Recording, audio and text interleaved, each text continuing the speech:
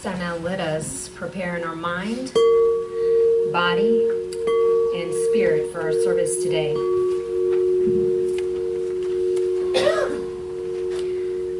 The reading today is Through the Valley of the Shadow of Death by Cynthia Bourget. As we learn not to harden and brace, even in the face of what appears to be ultimate darkness, but to let all things flow in that great river of emptying, and in circulation we come to know and finally become the river itself, which circulates through all things as the hidden dynamicism of love. This, I believe, is the path that Jesus taught, and walk the path he called us to, the path he still calls us to. So if you can now just take these words into that inner silence for a few minutes of contemplation.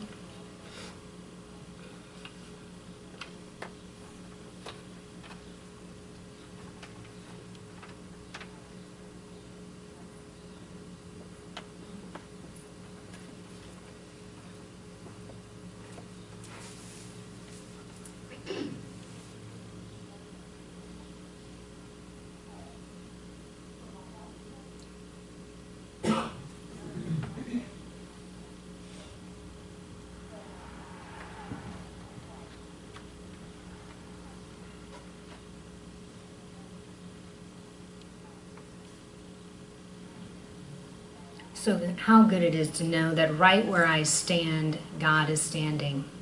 For this absolute energy of God, this power of God, this love of God, this energy that moves us to a higher level of being is all encompassing all around us right here and right now, that there is only this one mind of God, this almighty power. And so I know that as we've walked through those doors, we feel that love that just emanates from each one of us. That is God right here being expressed through us and as us. For there is absolutely no way to be separate from this power. It is ingrained within every cell of our body, within our DNA, that there is absolutely no way to be separate from this power. That we have this divine guidance and wisdom and love every moment of every day, as we always can turn inward and always feel that power. And so I know that that same power divinely orchestrates this service. It is in divine order and divine right action. That the words that Reverend CC speaks today are spoken from that place of the divine high. And so I know that we leave here feeling uplifted and rejuvenated. We feel the love that fills us. Then we can take that out into the community so that more and more of this energy of God is felt throughout this community as well. And I just know that all is done. And so it is.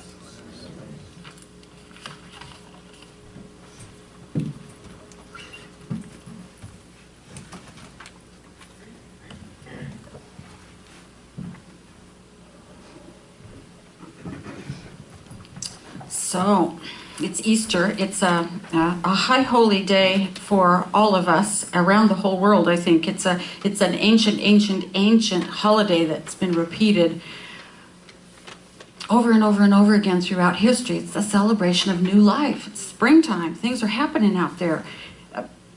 It's a story of human awareness symbolized in the story in Christianity of the life and death and resurrection of the one called Jesus. And it's a very pervasive story. A lot of the details that have been passed down through the ages come from so much further back than Jesus in human history. As a matter of fact, Joseph Campbell called this the great monomyth of humanity, the hero's journey. And we all have, in our whole lifetime, a hero's journey, and there are lots of shorter hero's journeys that we take along the pathway. And it's the journey of our spiritual evolution. the journey that we can allow, if we so desire, to transform us right here and right now. We don't have to wait for anything. We don't have to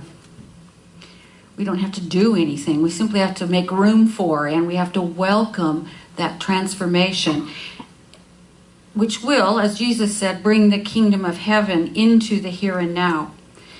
I want to take a little bit different look at Jesus today, because I think about him differently than most, more traditional ministers, should we say.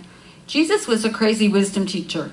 He was. He taught in a particular way, in the same way that a Zen master will use a koan as a spiritual hand grenade. That's the way he used parables and aphorisms. He wanted to blow up people's complacency. He wanted to make them think about themselves and the world in a different way. He wanted to move everyone into a different vibration of being altogether. He was a crazy wisdom teacher. And you really only see that when you put together everything that we know from the Bible, which is the approved text, and then everything from all of the other texts that have since come to light. In the year that I was born, they found this giant earthenware jar buried in a cliff, and it contained all of these scrolls of earlier Gospels, including the Gospel of Thomas, the Gospel of Mary Magdalene, the Gospel of Philip, and then around the same time, from the Essenes, they found the Dead Sea Scrolls, which were the whole record of early Christian practice. And then there are these people who are called Syriac scholars, who study the way the world was when Jesus was alive. You put all that together and you start to see that Jesus was not a sacrificial lamb. He was not anybody's victim. He was an incredibly powerful teacher of transformative wisdom. And it's the wisdom that can catapult all of us into a higher state of being if we will let it. Jesus says over and over and over again, as I am, you too can and must become. He was calling us to transform our consciousness by asking these really hard questions like, what does it mean to die before you die? What does it mean to lose your life to find a bigger life? What does it mean to live on this planet with the abundance and the grace and the generosity and the fearlessness of divine being itself? Those are the questions that he asked people to really look at. And I just finished a wonderful, wonderful book that I highly recommend by Cynthia Bourgeault. Our reading came from that book. It's called The Wisdom Jesus.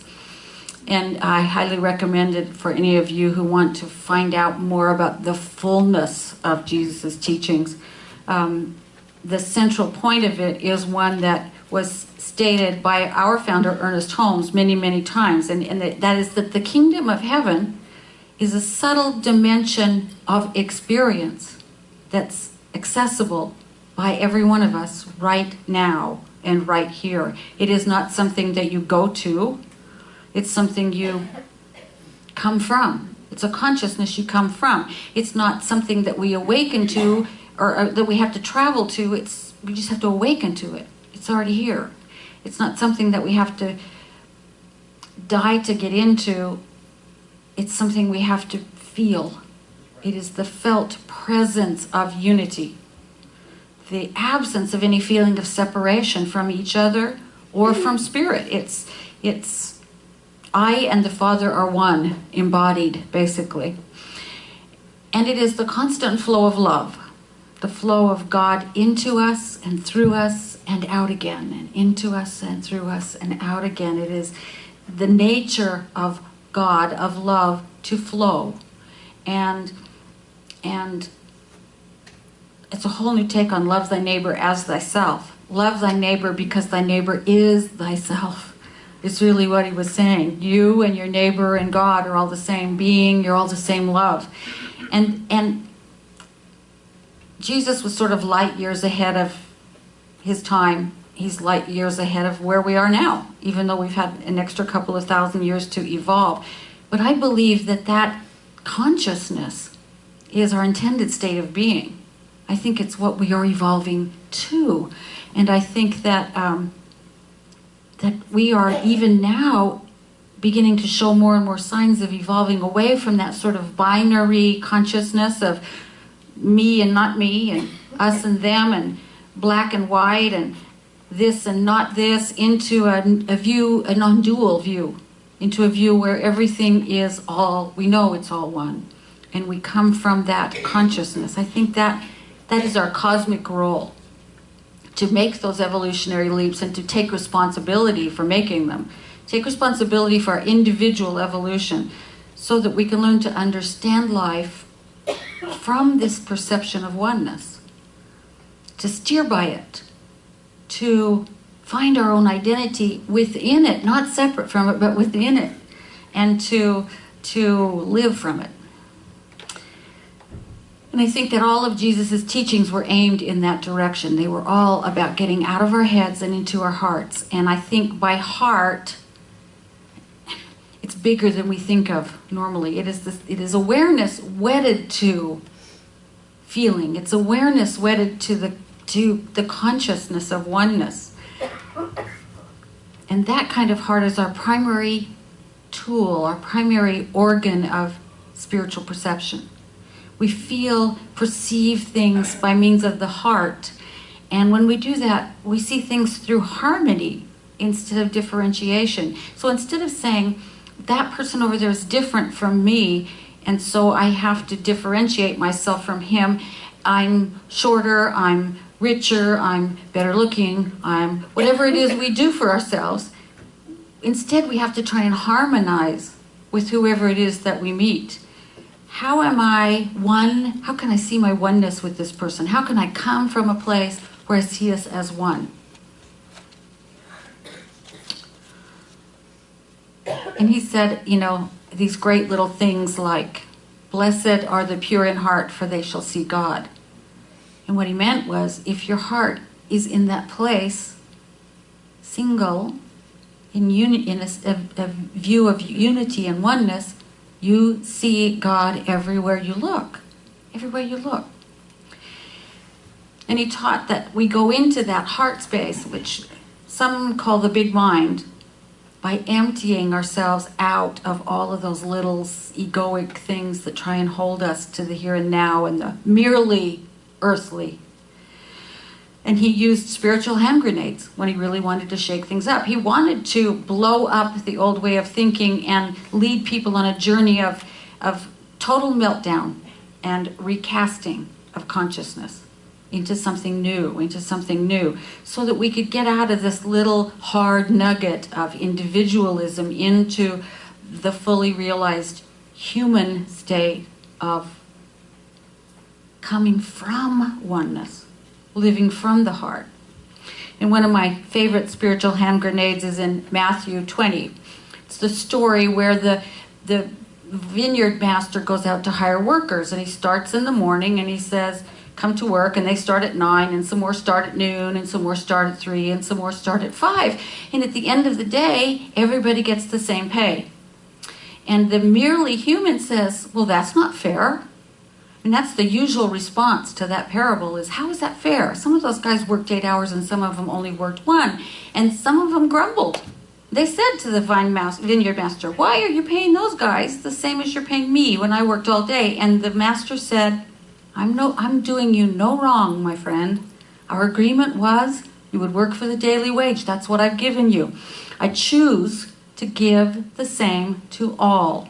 Are you envious because I'm generous? It's a spiritual hand grenade, because the first place we go in our real life is, wait a minute. I deserve to be paid more than that guy who only worked an hour. But when we look at it through singleness of heart, we understand that message to be there is enough for everyone. The good of everyone's already been seen to. I don't have to worry about it.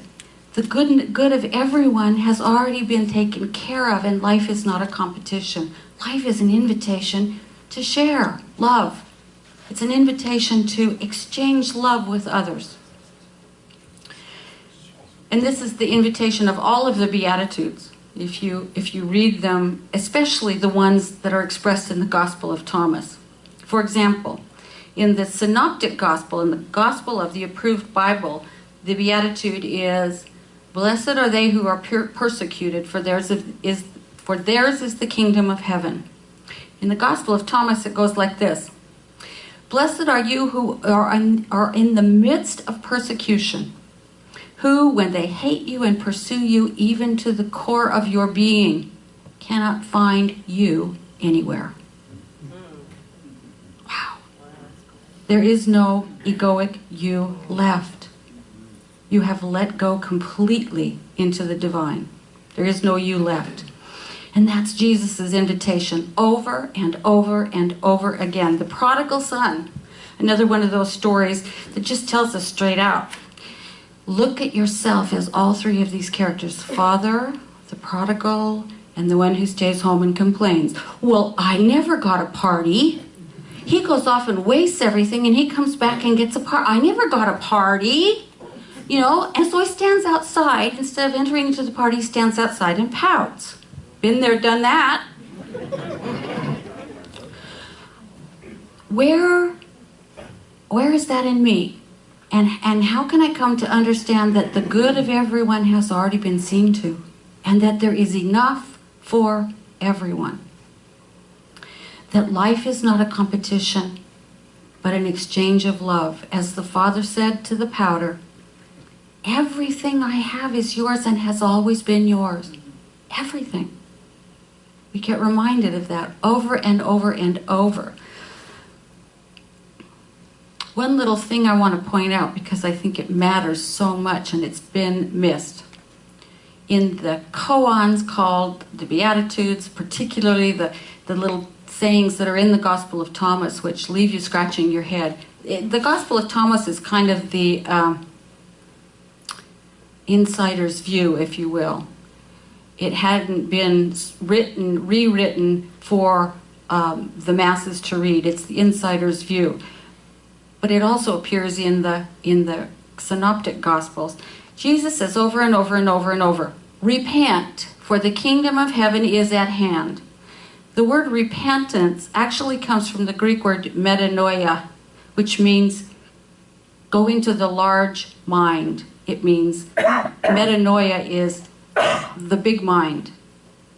Shift your consciousness away from alienation and polarization and comparison into the unified field of love. That's what repent really means. So when he's saying repent, he's saying don't look from down here. Look from here. Look through the eyes of love. Look with that cosmic heart and see what you see then. So the whole story of Jesus is the story of that path of going into the larger mind by another word that's been sort of twisted around, kenosis, emptying. Kenosis means emptying oneself. We empty ourselves of these small egoic attachments, the Buddha called them, the attachments to everything that we're attached to, which is everything, everything in our homes, everything in our lives, everything in our closets, everything we're attached to. We keep emptying ourselves of that attachment and moving into the larger mind, looking through love, looking from love. He did everything by emptying himself. He washed the feet. He didn't say, wash my feet. He poured love out on the prostitutes and the tax collectors and the good and the bad and the lepers and the everybody. He just poured love out on everybody. He never exalted himself. He always went lower. He went lower. He let go of the cherished possession of the small self. And that's his message, over and over and over. When we let go of the small self, something fills us. Love. It's the flow of love. It's what love does. It flows. When we empty ourselves of those attachments, we get filled with love, and then we let that pour out, and it fills us up again, and we keep pouring it out, and it fills us up again. It is an endless supply because everyone has already been seen to. Everyone's already been seen to. He taught us that by doing that, we get to make manifest what love looks like. We get to manifest it through our own lives. We get to show what this love that holds us all together, this love that we call God, looks like. The Sufi poet Rumi said it this way: love is recklessness, not reason. recklessness, not reason. Reason seeks a profit. Love comes on strong, consuming herself, unabashed. She risks everything and asks for nothing. And that's the path. It's the path, isn't it? And in walking that path, of course, Jesus horrified everybody. So that's a good benchmark. Who have I horrified today? He horrified everybody. He horrified the disciples because he ate and drank and danced on the Sabbath. He horrified the Pharisees because he healed on the Sabbath. He horrified everybody because he hung out with women. His prize disciple was a woman. From everything we know now, we can pretty much say that with some sureness. He hung out with impure people. He shook up the establishment at every turn because he lived from this largeness of spirit that nobody had ever seen before, with a generosity that was mind-boggling, to teach us that it's only when we keep pouring out and keep emptying and being filled up to the consistent flow of love that we are really full. And even at the end, we are told, now nobody was there taking notes, so this is somebody's story about how Jesus was. But even at the end, in the Garden of Gethsemane, he was still struggling with attachment. We all struggle with it forever. But yet he remained true to this pouring out of the egoic and being filled with God, with love. He didn't cling even to life itself, which is the thing that perhaps we cling most tightly to. He didn't even cling to that. He said, not my will, but the infinite will be done. I live not according to my small self, but according to the infinite love. Emptied himself once again so that he could be filled up, so that he could pour out love completely, so that he could show us how to open the gates of heaven, which are right here and right now. There's a Spanish priest, died in 2010. I think his name was Ramon Panicar, and he had an Indian father. He said, I am one with the source insofar as I act as a source. I am one with the source insofar as I act as a source by making everything I have received flow again. I am one with the source insofar as I am a source by making everything I have received flow again. We empty, fill up, and flow. We empty of the egoic, we fill up, we overflow. And this letting go and filling up and letting go and filling up and letting go and filling up is really, that's really the call. It's to engage at the very heart of existence with these hard questions. What does it mean to die before you die? What does it mean to let go of your life to receive a larger life? What does it mean? What does it mean to encounter that which is forever seeking us, which is forever tapping on the door, which is forever trying to flow through us into the world? How do we interact and engage with that? This lesson of Easter and the stories from all over the world and all over history is that even life flows back to us if we don't cling to it. Even life. If we're willing to let go of everything. And it's a hard lesson, and we're slow to see it. And we're slow to consider the truths of this story because they're challenging. They challenge our comfortable little, stance in the world. They're like hand grenades. They kind of knock the feet out from underneath us. We're slow to give up our comparisons and our scorecards and our judgment. We're slow to see that it doesn't matter if you're male or female or gay or straight or Jewish or Gentile or pure or impure or rich or poor. It doesn't matter. If you're like me or different from me, it's a matter of love. None of that other stuff matters at all. No one and nothing gets excluded. No one and nothing. Every single one of us is given the opportunity, as the Gospel of Thomas puts it, to become a living spirit. To become a living spirit. simply by embodying this idea that the reality is love. That's the reality of it all.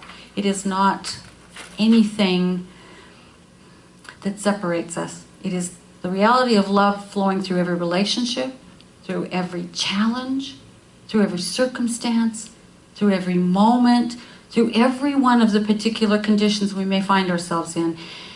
Because our whole life is the sacrament. Our whole life is the sacrament. Every moment of it is holy. So anyone who is willing to be present to life in love becomes a living spirit.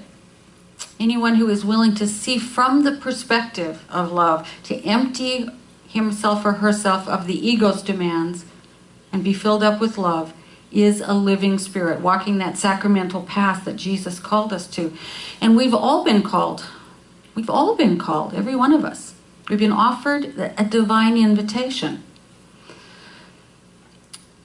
to evolve, to be transformed, to walk this sacramental path, to speak into being God's most intimate name, to be love, to have love be our perspective, always, to perfectly fuse the finite human and the infinite spirit within our own being. We've all been called to become living spirit and to live from the place where the human becomes anointed, becomes Christed, where all matter and all existence, everything is shown to be holy. Everything. Which is the place where everything becomes love. And that's the call. And that's the path that Jesus, as in the reading, kept calling us to. The kingdom of heaven is here. It's now. It's right where you are. So join me in prayer now as we simply allow our awareness to fall into that place within us where love springs eternally. It is the place that fills us up as living water, as Jesus described it. It is the dwelling place of the infinite within us. From that place of heart, the union of awareness and spirit. From that place, I know that each one of us recognizes more today than yesterday, and even more tomorrow than today. That we are the place love shows up. We are the sacrament itself, the place that love is made manifest. The place where this vision, perspective of love enters the world and changes everything. Changes judgment to complete acceptance. Changes prejudice to joyful inclusivity. Changes judgment and negativity into the highest possible vibration, love. Each one of us becomes more aware of that presence of love within us every single day and begins to live from it, begins to see from it, begins to presence it in every moment, in every circumstance, with every person, in all that we see, in all that we do, in all that we think, in all that we say. We speak the words of love. We open the gates of heaven. And we create that around ourselves and invite others into it. Simply by being love. Simply by allowing ourselves to let go of the worries and the concerns and the small attachments and invite love. And as we do that, those around us feel it. They feel it, and they are lifted up. Their vibration is lifted up. Their whole life is lifted up. As each one of us walks this sacramental path of human life, we let go into it. We let go completely. And we let love fill us and overflow us in all that we do. And because I know this is the truth of each person here, I am grateful. I am grateful for this time we have had together this morning. I am grateful for this beautiful day of new birth and new life and new beginnings. I'm grateful for this community which shines its love into every corner of the world. And so in gratitude, I simply let go of these words, knowing that as expressed, they are already coming into form. I let go, I say yes to Spirit, and I let it be. And we anchor and acknowledge it by saying together, and so it is.